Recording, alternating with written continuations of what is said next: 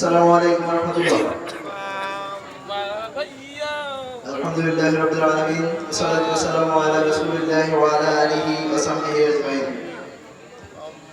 বগুড়া হিলফুল ফুজুল সংগঠন কর্তৃক আয়োজিত আজকের এই প্রোগ্রামে উপস্থিত শিশু কিশোরেরা, যাদের নিয়ে আসলে আমাদের স্বপ্ন, আমাদের আশা ভরসা, তরুণেরা যাদের একই সাথে স্পন্দিত হয় আমাদের হৃদয় এবং আমাদের মাথার কাজ, আমাদের মুরব্বীগণ, আমাদের অভিভাবকগণ, আপনাদের সবাইকে আমার পক্ষ থেকে আন্তরিক মোবারকবাদ। আমরা বগুড়া হিলফুল ফুজুল সংগঠন কর্তৃক আজকের এই সাংস্কৃতিক অনুষ্ঠান যেটা শুরু করছি, এটা হচ্ছে মুসলিমদের ঐতিহ্য ধারণ করে এমন একটা অনুষ্ঠান। আমরা 1350 বছর যে মুসলিম জাতি পুরো পৃথিবীকে শাসন করেছে রাজার হালে, সেই মুসলিমগণ আজকে 100 বছরের ব্যবধানে পুরা অসভ্যতা, বিজাতীয় মতবাদ আজকে ছয়লাভ, সেখান থেকে বের করার জন্য আমরা আজকের এই প্রোগ্রামটা আসলে আমরা আয়োজন করেছি।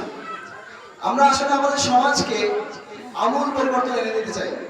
আজকে আমাদের সমাজের মধ্যে যদি তাকাই, আমরা আসলে বুঝতে পারি না যে আমাদের মুসলিম সমাজ এবং অমুসলিম সমাজের পার্থক্যগুলো।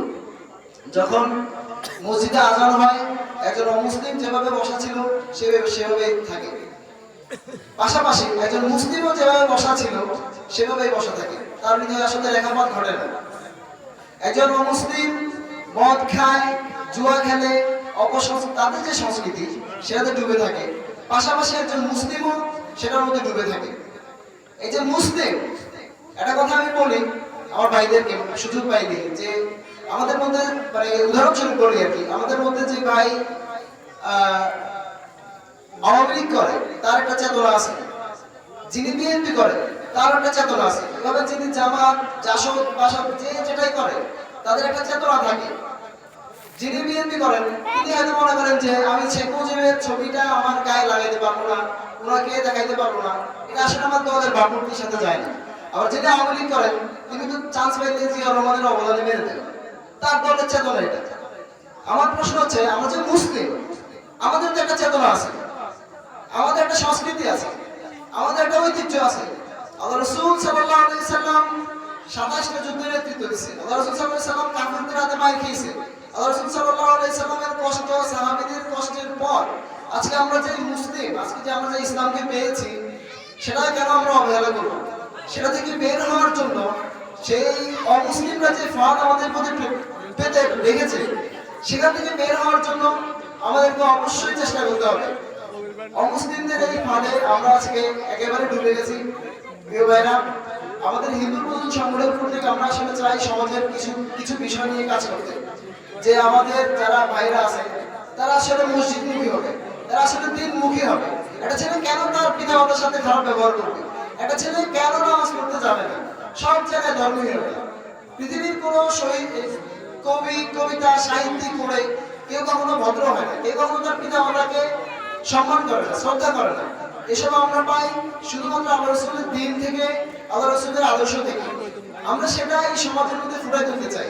আমরা এই সমাজের যুবকেরা একসাথে হয়েছি যাতে আমরা আমাদের ভাইদের নিয়ে কাজ করতে পারি, আমাদের মুরব্বীদের সহযোগিতা পাই, আমরা যাতে এই সমাজের মধ্যে ইসলামের আলো একেবারে ফুটাই তুলতে পারি। যেন দুজন ভাই একসাথে হলে যে কথার আগে পিছিয়ে গালিগালাজ করে, এটা যেন না করে, সে যেন বুঝতে পারে যে আমি যদি গালিগালাজ করি তাহলে এটা আসলে আমার নিজেকে ছোট করা হয়, এটা আমার চেতনার সাথে যায় না। আমি মুসলিম, আমি কখনো জুয়া খেলতে পারি না, তাস খেলতে পারি না, এটা আমার চেতনা নয়। আমি কখনো ডিজে পার্টি করতে পারি না, এটা আমার চেতনা নয়। আমার চেতনা হচ্ছে আমি মসজিদে বসবো, হালাতেই বসবো। আমি আমার ভাইকে ডাকবো যে ভাই আসো, মসজিদে আসো, ভাই তুমি নামাজে আসো। যখন মসজিদে আমরা ডাকবো তখন আল্লাহ আমাদেরকে অবশ্যই দূর দিবে, আমরা অবশ্যই ইসলামের মধ্যে আসতে পারবো। আমরা কিছু উদ্যোগ নিয়েছি আমাদের হিন্দু প্রধান সংগঠনকে প্রাতিষ্ঠানিক রূপ দেওয়ার জন্য। সবাইকে উপস্থিতি, আমাদের অভিভাবকবৃন্দ, আমরা আপনাদের সহযোগিতা চাই। আমরা চাই যে আমাদের এই যে যারা অনেক আধুনিক শিক্ষা শিক্ষিত আছে কয়েকজন বা বেশ কয়েকজন, তো এটার মধ্যে অনেক ফাঁদ আছে। আমি টেকনোলজির একজন কর্মী হিসেবে আমরা বুঝতে পারি যে ফিতনা কিভাবে আসতেছে। একজন পিতামাতা মনে করতেছে আমার ছেলে যেখানে মসজিদে যাচ্ছে স্কুলে যাচ্ছে, পড়াশোনা করছে, সে হয়তো অনেক ভালো ভালো ব্যবহার করতেছে, কিন্তু আপনি জানেনই না যে আপনার ছেলে কিভাবে সমকামী হয়ে যাচ্ছে। আমাদের এক ভাই, আমাদের এই যে আজকে উপস্থাপনা করছে, এক ভাই একদিন ঢাকায় গেল রমনায়, যাওয়ার পর তাকে টিস করা শুরু করছে পাশাপাশি ছেলেরা। এটা কোনো এরকম না যে কোনো মেয়েকে টিস করতেছে, সে ওয়াও নাইস বলতেছে একটা ছেলেকে দেখে, একটা ছেলে আর একটা ছেলেকে দেখে এটা বলতেছে। তো গ্রাম থেকে যে ব্রিলিয়ান্ট ছেলেটা ঢাকা ইউনিভার্সিটি যাবে, সে তো মনে করতেছে এই গ্রামে সবাই মূর্খ, কিছু বুঝে না। আর ঢাকা ইউনিভার্সিটি যে পাশাপাশি যে ছেলেটা যে পড়াশোনা করে, সে যদি সমকামী হয়, সে মনে করবে এ তো শিক্ষিত, এটা আমি নেই। আর আমার গ্রামে আশেপাশে মানুষ সব মূর্খ, কিছু বুঝে না, কিসের ধর্মটা কিসের কথা বলে বলে।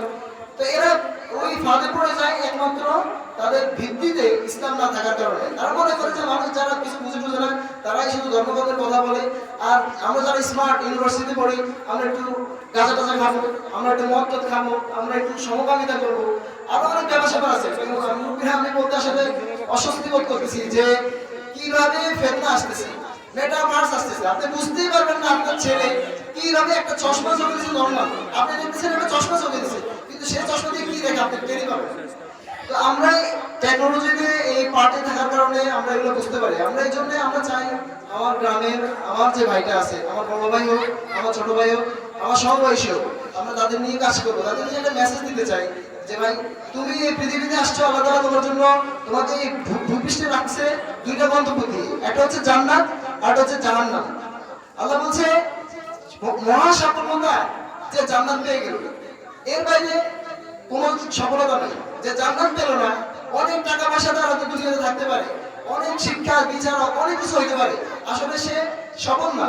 আমাদের আজকে ইসলামহীনতার কারণে আমি একটু সফল হচ্ছি বলবেন যে আসলে ইসলামহীনতার কারণে আমরা আসলে ডুবে যাচ্ছি। প্রিয় উপস্থিতি, আমাদের সমাজের যে চিন্তা চেতনা, আমাদের আসলে ইসলামহীনতার কারণে আমাদের সামাজিক জাহিলিয়াতগুলো একেবারে আমাদেরকে চেপে ধরেছে।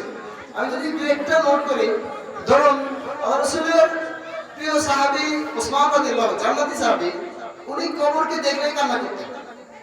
কবর এত ভয়ঙ্কর, উনি বলতেন যে কবর সবচেয়ে ভয়ঙ্কর জিনিস। আর আল্লাহ রাসূল বলছে ভাবি আর দেবর হচ্ছে কবর, ভাবি আর দেবরের মাঝখানে যেটা সেটা কি কবর। আর আমাদের সমাজ আমাদের কি শেখায়, তুমি বুবুদের সাথে মশকরা করতে পারবে না, খালাদের সাথে মশকরা করতে পারবে না, কিন্তু ভাবির সাথে একটু মশকরা করতে পারবে। এটা কিন্তু আমাদের সমাজে এস্টাবলিশ। অথচ আল্লাহ রাসূল বলতেছে ভাবি আর দেবরের সম্পর্ক হচ্ছে কবর, মানে এটা শেষ। এখানে এত ভয়াবহ অবস্থা। ফুফুর সম্পর্কের সাথে বলে না, খালার সম্পর্কের সাথে বলে না। আর আমরা আসলে কি প্রতিষ্ঠা করলাম, এটা আসছে আসলে হিন্দুদের থেকে। তারা আমাদের বৌদিকে মশকরা করে আর কি, তো সেটা চলে আসছে আমাদের মধ্যে দুর্ভাগ্যবশত। অথচ আল্লাহ রাসূল কি বলছে আর আমরা কি করতেছি। আরেকটা ব্যাপার, যেমন আল্লাহ রাসূল সাল্লাল্লাহু আলাইহি সাল্লাম আল্লাহ দ্বীন আনে আমাদের মাঝে যেভাবে আসছে, আমাদেরকে বলা হয়েছে জান্নাত হচ্ছে আমাদের সব সাফল্য। এখন আমরা যদি দেখি কোনো ছেলে সে দিন পালন করতেছে, কিন্তু সে হয়তো একটু দুর্বল, বা সে হয়তো টাকা পয়সা কম, বা সে হয়তো কম ব্রিলিয়ান্ট, তা এই সমাজ তাকে বলে গাধা। বা আমরা যদি দেখি কোনো একটা বড় চাকরি, আমরা দেখি মাঝে মাঝে সোশ্যাল মিডিয়াতে ভাইরাল হয় যে অমুক বড় কোম্পানিতে চাকরি পাইতে গেলে যে তাকে দাড়ি কাটি করতে হবে। তো সেই ভাইরা কি বলবে যে আমি চাকরি করবো না, সে দাড়ি কাটার বিপরীতে সে চাকরিটাকে ছেড়ে দেয়। তো আমাদের সমাজ বলে যে সে আসলে বোকা, কিন্তু আল্লাহ বলতেছে সে হচ্ছে সবল যদি সে ইসলামের উপর নিজেকে প্রতিষ্ঠিত রাখতে পারে। আর আমরা হিন্দু মুসলিম সংগঠন সেটাই চেষ্টা করতেছি। আমরা আমাদের অভিভাবকদের আসলে খুবই সহযোগিতা যাচ্ছি এসব ব্যাপারে, যে আমরা যাতে স্বাধীনভাবে সুন্দরভাবে কাজ করতে পারি। আপনাদের কাছে সবার কাছে আমার আসলে অনুরোধ যে আপনারা তাওহীদবাদী যুবকদের একটু সহযোগিতা করুন, তাদের আশ্রয় প্রশ্রয় করুন, তাহলে ইনশাআল্লাহ আমরা এই সমাজকে একদম মূল পাঠনকে আমরা পরিবর্তন করে দিতে পারবো। আমরা বক্তব্যের প্ল্যান করেছি, আমরা চেষ্টা করবো যে আমাদের সাংগঠনিক খরচ বলতে আপনারাই দেন আমাদেরকে, সেগুলো দিয়ে আমরা বই কিনে আমাদের মাঝে ভাইদের মাঝে বিতরণ করবো। এটা কিন্তু কোনো দলীয় বই নয়, এটা সরাসরি আমার রাসূলের কোরআন হাদিস থেকে যেসব বইগুলো আসছে, যুগ বিখ্যাত যেসব আলিমরা লিখেছে, সেগুলো আমরা দিব যার যার পড়ার আগ্রহ আছে। আপনারা আমাদেরকে সাহায্য করবেন। এসব আমি আসলে পরিষদ দোয়া করতে চাই যে আল্লাহ আমাদের হৃদয়ে আপনি প্রাচুর্য দান করেন, এই সমাজের পরিবর্তনে আপনি আমাদেরকে সাহায্য করেন। এই মুসলমানদের আমি যে মুসলিম এই চেতনা ধারণ করার তৌফিক আপনি দেন আল্লাহ। আমরা যেন সবাই একসাথে সবাই জান্নাতে বসবাস করতে পারি, এরকম একটা পরিবেশের মতো আল্লাহ আমাদেরকে কবুল করুন।